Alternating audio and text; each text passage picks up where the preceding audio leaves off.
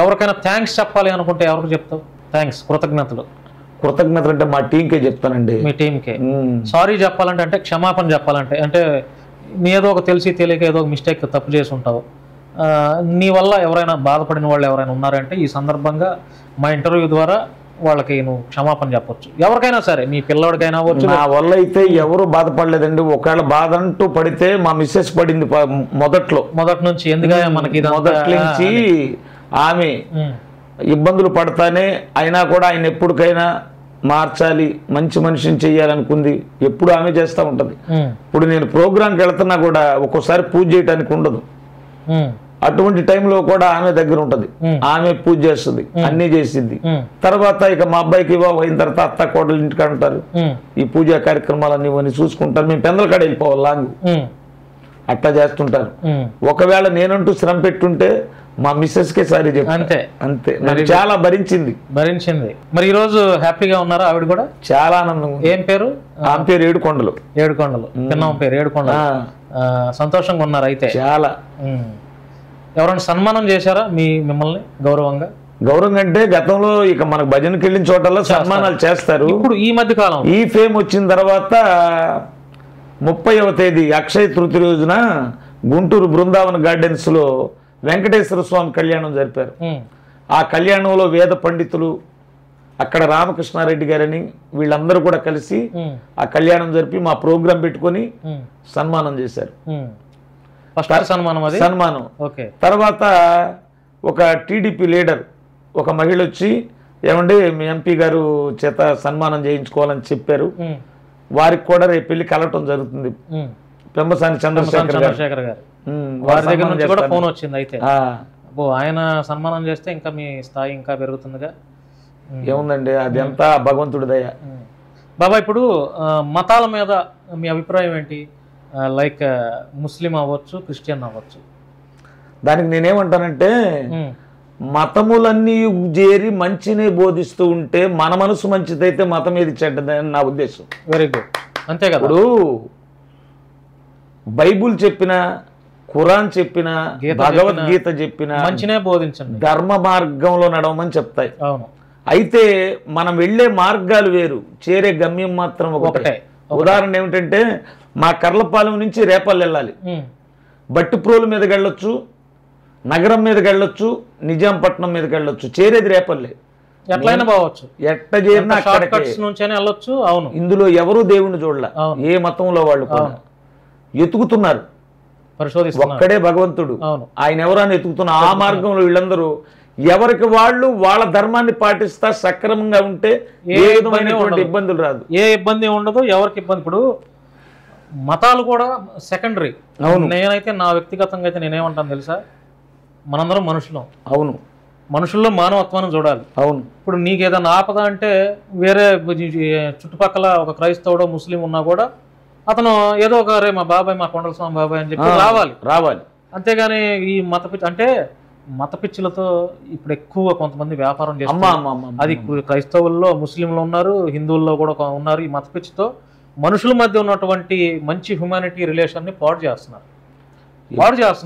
ఎప్పుడైనా మనిషి మహాత్ముడు అవుతాడు కానీ దేవుడు కాదు. అంతే కదా. చూడండి, కొన్ని చోట్ల ఎంతమంది మనోభావాలు దెబ్బతింటున్నాయి. హాస్పిటల్లో లేని కులపిచ్చి, మత పిచ్చి మిగతా చోట్ల ఎందుకు? హాస్పిటల్స్ లో చెప్పండి. భగవంతుడి దగ్గర భగవంతుడు. ఇప్పుడు డాక్టర్ ఉన్నాడు, డాక్టర్ ఇప్పుడు మనం ఒక కులం అవుతాం, మనం ఒక మతం అవుతాం, డాక్టర్ వేరే మతం అవుతాడు.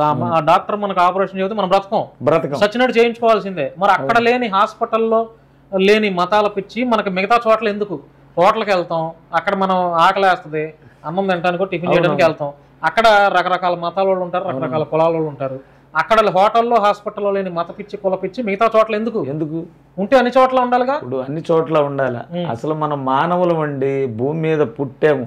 మనిషి స్వతహాగా ఏం చెప్తుందంటే ఉపనిషత్తులు కూడా, ప్రతి మనిషి శూద్రుడిగా పుడతాడు, పుట్టుక.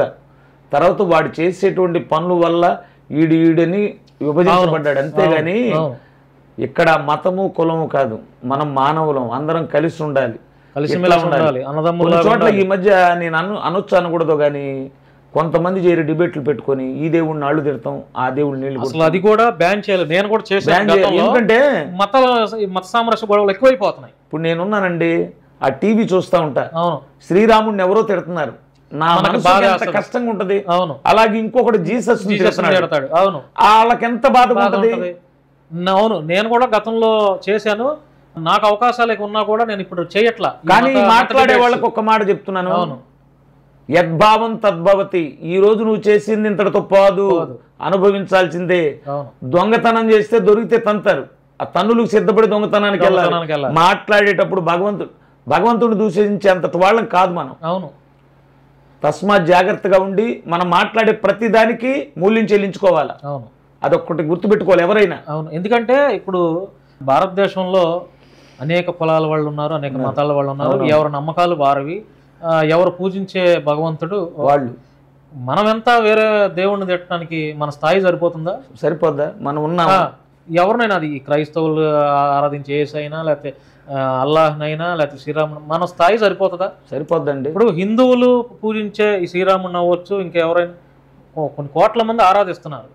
వాళ్ళ నమ్మకాల మీద మన ఇప్పుడు స్వధర్మాన్ని అనుసరించాలి, పరధర్మాన్ని గౌరవించాలి. అవును, ఇదే చెప్పింది ఈ సనాతన ధర్మం అనేది కూడా ఇదే. ఒక్కళ్ళని వెనకేసుకొని రావట్లేదు, అందులో అన్ని ధర్మాలు ఉంటాయి. అవును. కాకపోతే ఏంటంటే మనం ఈ మార్గంలో ఉన్నాం కాబట్టి అక్కడ మనకు ఆ గ్రంథం ఏం చెప్పిందో దాన్ని ఫాలో అవ్వాలి. అవును. పక్క వాళ్ళ గురించి మనకు అనవసరం, పక్క వాళ్ళని గౌరవించాలి. అట్లా జీవిస్తే ఆ మానవత్వానికి పరిపూర్ణత వస్తుంది. చాలా మంది ఏం చేస్తున్నారంటే మా అమ్మ మాత్రమే గొప్పదే నిరూపించుకోవడానికి ఎదుటి వాళ్ళ అమ్మల్ని వ్యభిచారులుగా చూపిస్తున్నారు. అది తప్పు. నేను కూడా నాకు అవకాశం దొరికినప్పుడల్లా ఎవరమ్మ వాళ్ళకి గొప్పది, ఎవరి మతం వాళ్ళకి గొప్ప, మనకెందుకురా, మనందరం మనుషులం, ఈ కులాలు మతాలు తర్వాత. ఇప్పుడు నేను కుల మతాలకు అతీతంగా social service like operations, financial problems ఉన్న వాళ్ళకి హెల్ప్. నేను మతం చూడను, కులం చూడను. వాడు హెల్ప్ అడిగాడు చేయటం. నిన్నగాక మొన్న మా స్టూడియోలో దాదాపుగా చాలా ఖర్చు పెట్టి ఒక కళ్ళు లేని కుర్రాడికి చదువు అంటే ఇష్టం బాగా, ల్యాప్టాప్ డొనేషన్ చేశాను నేను. ఓకే. ల్యాప్టాప్ అతను కులం చూడాల, అతను మతం చూడాల, కేవలం మానవత్వం అంతే. అలా దాదాపుగా 170 మందికి నేను 5,000, 10,000, 15,000, 20,000 ఆపరేషన్స్, కొంతమందికి ఇల్లు కట్టించాను. ఇట్లా చేశా. సో నేనేంటి చాలా బాధపడుతున్నాను బాబాయ్, ఎందుకంటే మత సామరస్య గొడవలు ఎక్కువైపోయి మనుషుల మధ్య ఉన్నటువంటి మంచి సంబంధాలు కోల్పోతున్నాం. అది కొంచెం నేను చాలా బాధపడుతున్నాను. పరిణామాలు వస్తున్నాయి. ఇప్పుడు హిందూ అయిన మనిషే, క్రిస్టియన్ అయిన మనిషే, ముస్లిం అయిన మనిషే, మనందరం మనుషులమే. మనం పుట్టిన తర్వాత కులాల మతాలు మనం పెట్టుకున్నాం.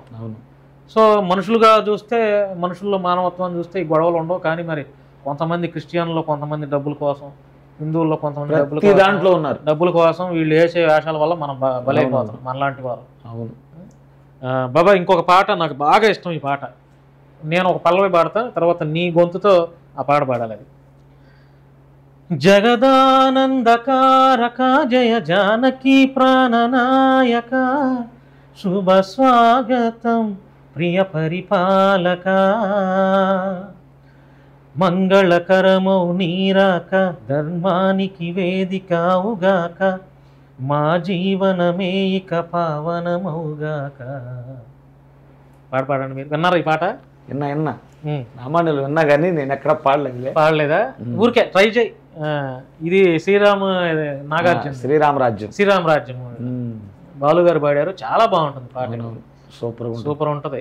ఊరికే ట్రై చేయి. జగదానందకారక జయ జానకి ప్రాణనాయక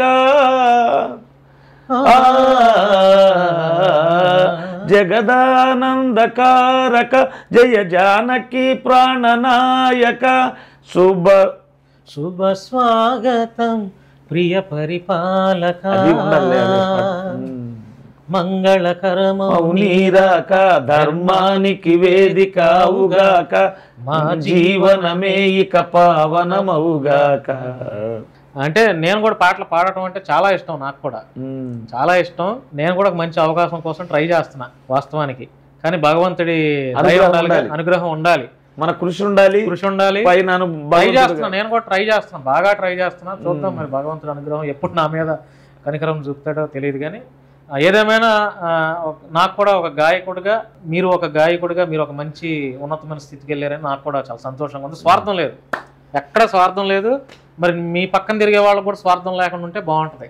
అది వాళ్ళకి, ఎందుకంటే మనుషులందరికీ లోపల స్వార్థం ఉంటుంది. ఏమండి, ఎప్పుడైనా మనం బాగున్నప్పుడు బాగుండాలని కోరుకోపోయినా బాధ లేదు.